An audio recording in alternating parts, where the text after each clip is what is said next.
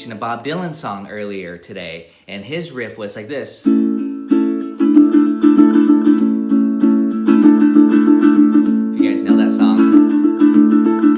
that's what they were doing at first.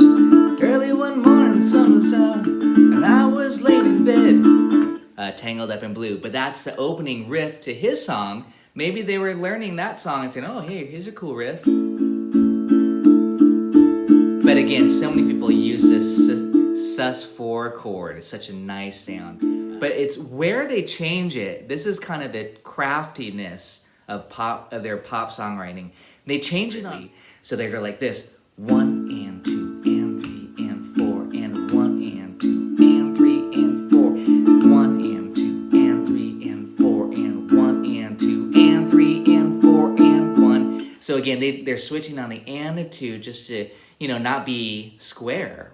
They're syncopating the change of it, which is already a cool device to figure out this, just to demonstrate some of these concepts. 1 and 2 and 3 and 4 and a 1 and 2 and a 1 and 2 and 3 and 4 and a 1 and chord voicings than you might be used to. So this next one is one of those. I really like that. Add 11 chord. So again, these are some funky names that you might not in there. That's really sweet. On the recording, they're actually retuning their guitars a little bit and using some open strings that just kind of carry throughout 9. Very pretty. Okay, and again, you're gonna see it all that. It's just the same chord, and we just want to keep that even 8th note strum pattern, and then it goes back to A. But their form is asymmetrical, because then you actually want to go back. Usually it would end with A, then it starts with A. They're actually ending with that D, and then it goes back to there. So the verse, slide it up, E add 11 to the D add 9, even 8th notes, and repeat. I swim across for you in everything you do, and it was all yellow. Here's that interlude.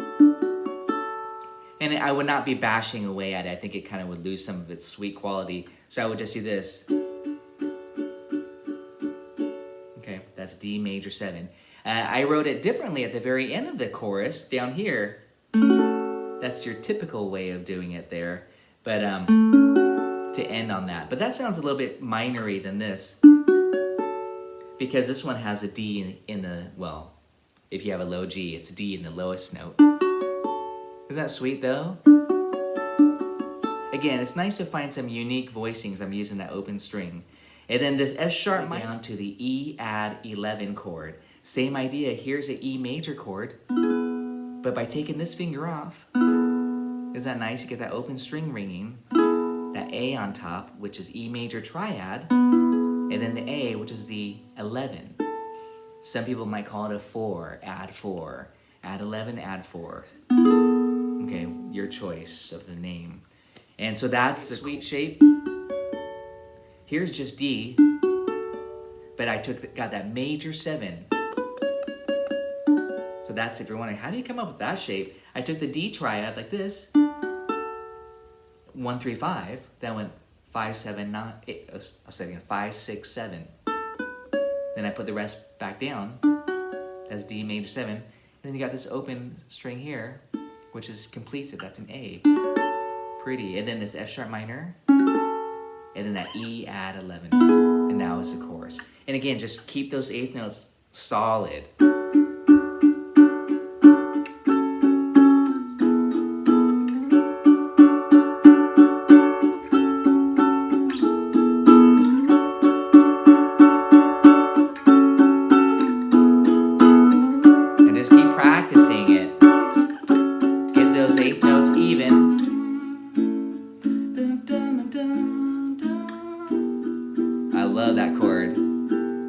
Minor add 11 in everything you do, and then they ended on that pretty D major 7 chord. But there's that chord, the E minor 11, they saved that for the very end.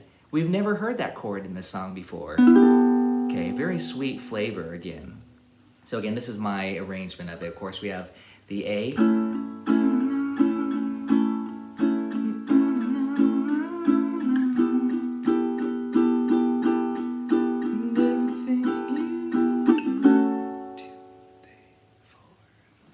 Again, great, beautiful song. I've always loved this song. I haven't played it in years and years, but when it first came out, of course, everybody loved it, put them on the map. But I think, again, it's pretty fun to play.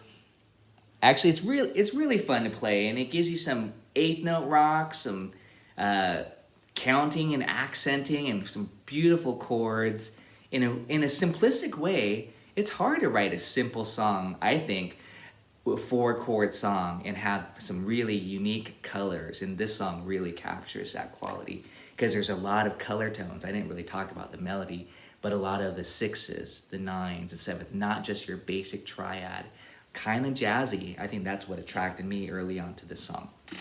You're the drummer bashing away, really accenting that, and the guitar player when he's rocking out power chords.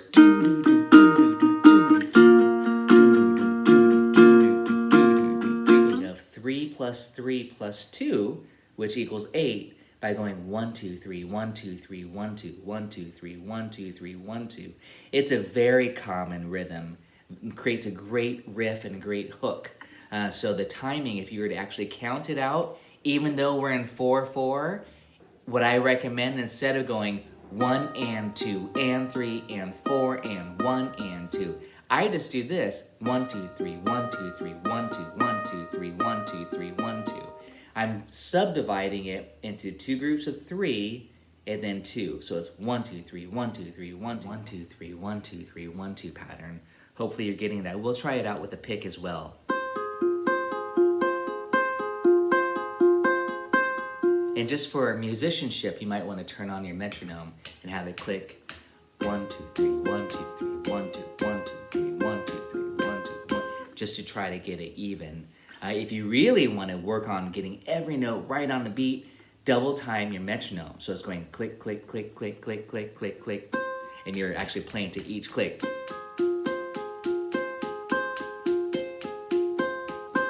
So you're actually playing, you're setting your metronome to the 8th note, and that will help really get your accuracy so there's no discrepancy between the beats. F minor. So don't let these movable chords, fool you, I guess you could say, or just trick you into thinking they're harder than they are. They all come from these open chords. You just have to learn to move them.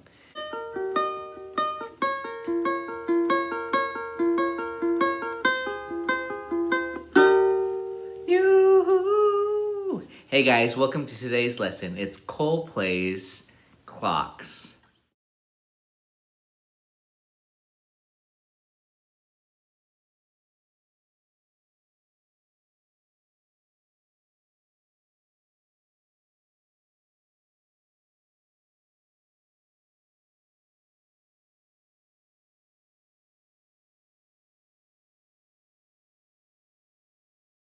And that's totally okay. High G works just fine. When I was writing these riffs out and kind of just making sure that it sounded good, I was using a high strung G. It's okay. It doesn't make or break the tune. But this particular riff, Clocks, I'm going to actually play with my fingers first. And we can talk about the different techniques. Do you want to use your fingers? Do you want to use a pick? But I'm playing it like this for now.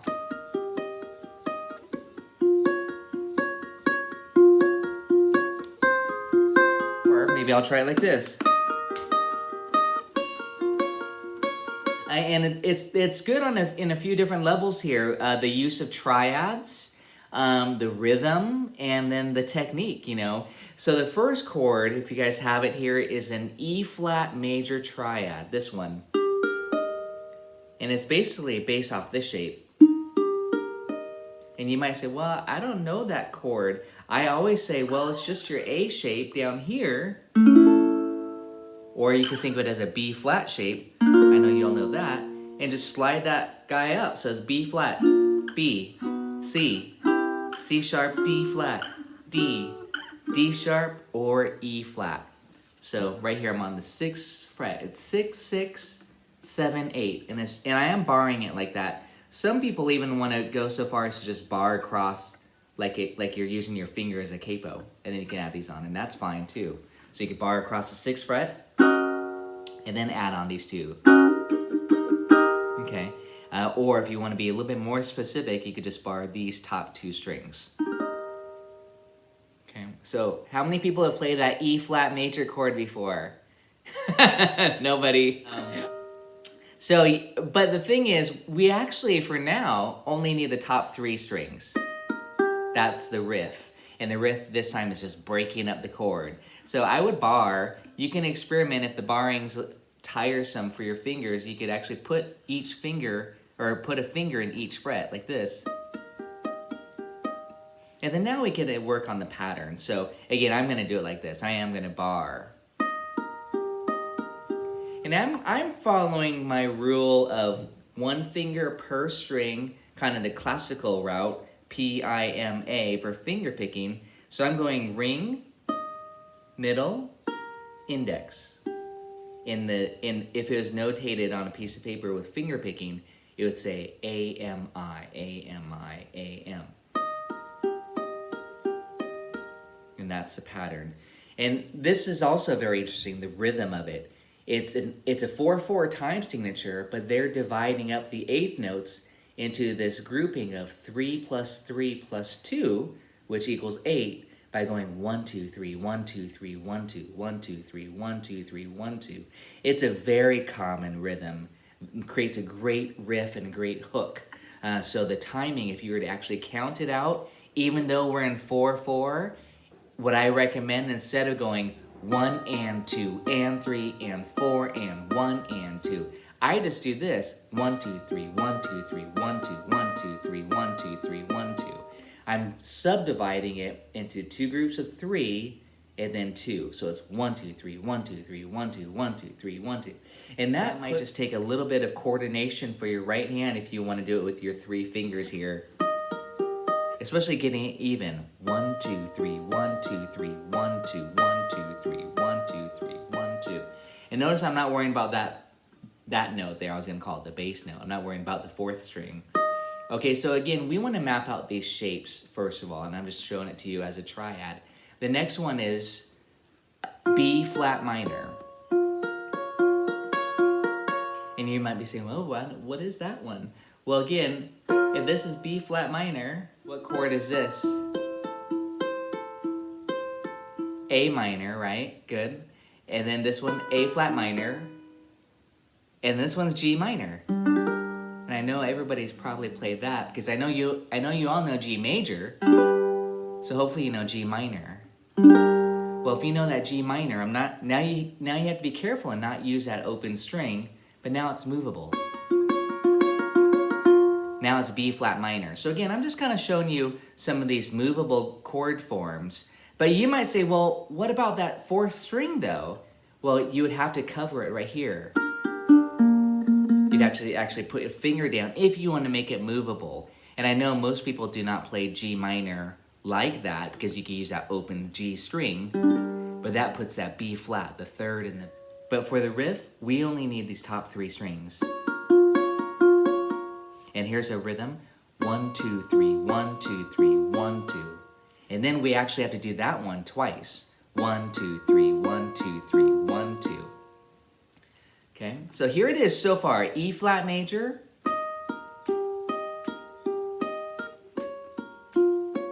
B flat minor, repeat. C, and then F minor. Okay, so in this shape here, when I yell at F minor, you're probably wondering, what shape is this from? Well, let me show you. We can't just have that open G ringing, we have to actually cover it. So that's F minor, E minor, E flat minor, ta-da, D minor. And I bet you guys already knew that one. Here's D major, D minor. But you may not have fingered it like this unless you know that you're going to move it. So that's how I would kind of get prepped for this, is go, oh, I have to refinger this, not like this, but like this, because I'm going to have that, I call it a 0 fret, and that's D minor. So let's do this exercise. D minor, D sharp minor. That can also be called E flat minor. One more, E minor. And oftentimes when you play E minor, you could just do these with that open G because it's in the chord. One more, F minor. And I would have all 4 notes down. However, for this particular riff, all you need to be concerned about is this. So I'm changing my fingering. I'm not holding the 4 notes down. I'm only doing what's necessary. And there's the 1, 2, 3, 1, 2, 3, 1, 2 pattern. Hopefully you're getting that. We'll try it out with a pick as well. And just for musicianship, you might want to turn on your metronome and have it click 1, 2, 3, 1, 2, 3, 1, 2, 1, 2, 3, 1, 2, 3, 1, 2, 1, just to try to get it even. If you really want to work on getting every note right on the beat, double time your metronome. So it's going click, click, click, click, click, click, click, click, and you're actually playing to each click.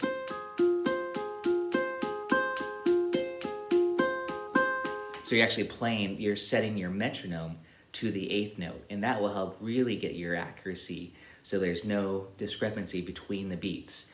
Of course. So here is the pattern, and I'm just showing you again the 3 chords. I was going to say the 4 chords, it's just 3 chords, but that second chord, the B flat minor, repeats for the 2 measures. E flat major, B flat minor, B flat minor, F minor. Again, this is just an exercise to make sure that you learn the shapes and that there's no question about where your fingers are going. Okay, good. So now, yeah, that's the exercise. I mean, I'm just showing you, this carries true for everything, really. That's why I'm just using these different songs as ways to express practice habits and how to learn a riff. Okay, so now again, now you have the shapes in time. Now it's time for that riff again to piece it all together. But at this point, I want to grab a pick, and I want to see if you guys like using a pick. If you don't have a guitar pick, then you're going to be using your fingers, or you might even, let's see, how else might I try? Let's see. Oh, I guess I might, if I don't have a pick, I might pretend I have a pick and just use my index finger nail. Like that. I'm just kind of downstroking everything.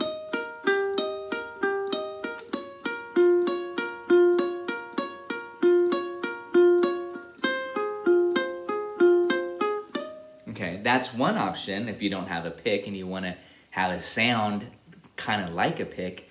Okay, with the pick, here's how I would do it. I'm going down, up, up. And then on the last one, down, up. So I'm going to say that again. Down, up, up. Then down, up, up. Down.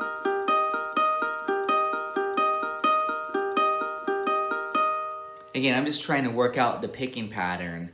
It's specific to this riff. I mean, I wouldn't always do that down, up, up when I'm doing 8th notes. So it's just because of this motion. The top string is a down. Repeat. 1 and 2. 1, 2, 3. 1, 2, 3. 1, 2, 1. Stay on that chord. One more time.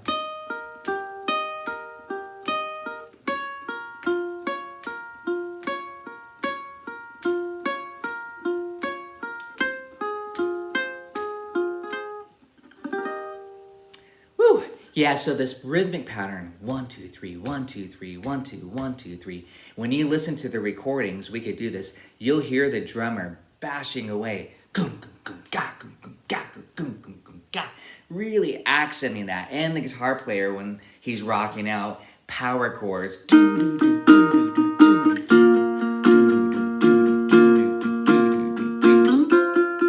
But we're not going to do power chords today. I'm going to show you just the full chords for this one. So let's go ahead.